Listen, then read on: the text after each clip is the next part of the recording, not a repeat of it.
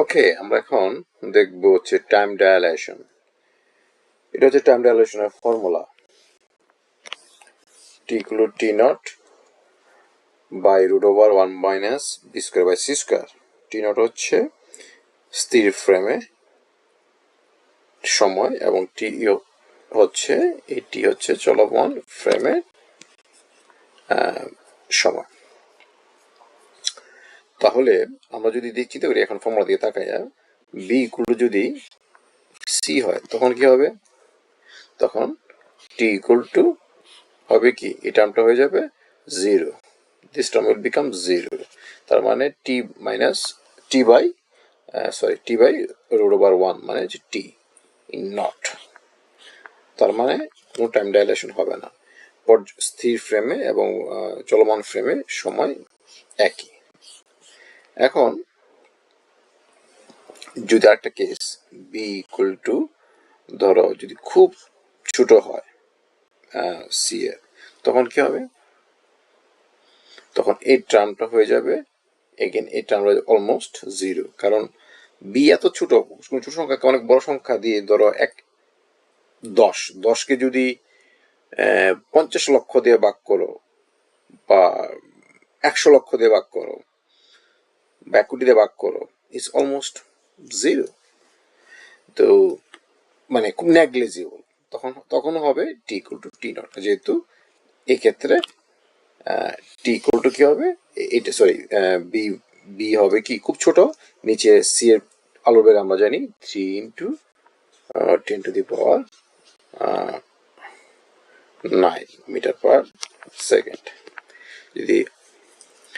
যদি বি এর মান খুব ছোট হয় তখন আসলে এই টার্মটা আসলে শূন্যর কাছাকাছি, তখন আসলে টি ইকুয়াল টু, তখনও টি ইকুয়াল টু টি নট, কোনো রিলেটিভিস্টিক ইফেক্ট দেখা যাবে না।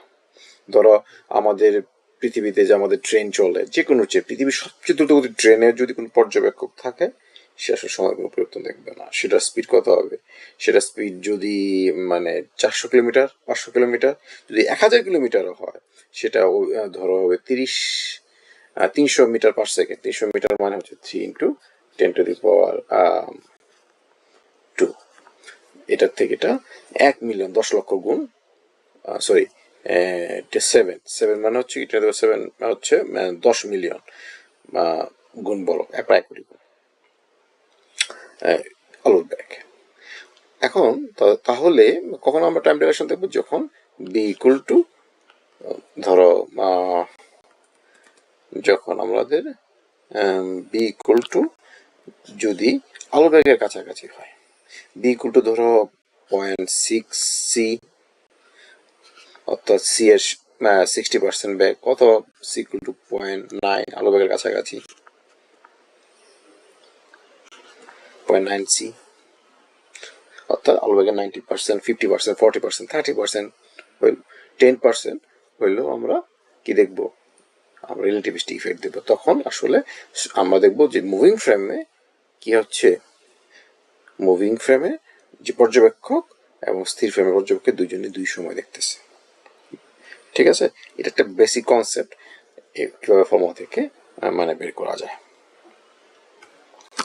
ধরো এখন আমরা এটা যদি করি, আমরা জানি এখানে দেখলাম যে টি ইকুয়াল টু কি, t nought root over 1 minus v square by c square.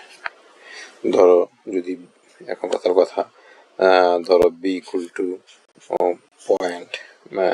0.2 ধরলাম 2c, তাহলে এখানে কি হবে? T equal to 1 minus 0.2 c by c square. তার মানে টি ইকুয়াল টু হবে হচ্ছে কি, টি ইকুয়াল টু নিচে হচ্ছে 1 মাইনাস, এটা হচ্ছে সি, সি কাটা যাবে, তাহলে হবে 0.04।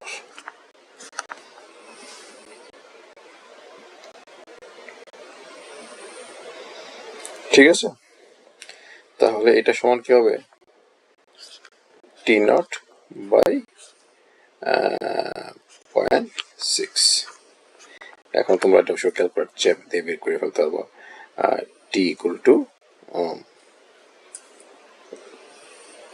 সরি, এটা ফর্মুলাতে এটা ভুল, টি নট, এটা টি নট, টি সমান কত সেটা তোমরা বের করতে পারবা। অর্থাৎ আমি বলছি এই যদি বি এর একটু সি এরকম হয় তাহলে তোমার পরিবর্তনটা কখন গিয়ে দেখবে নেগলিজিবল সেটা তোমরা বের করতে পারবা। ঠিক আছে, একটা বেসিক কনসেপ্ট বোঝানোর জন্য, ফর্মুলা থেকে বোঝার জন্য আসলে দেখানো। ঠিক আছে।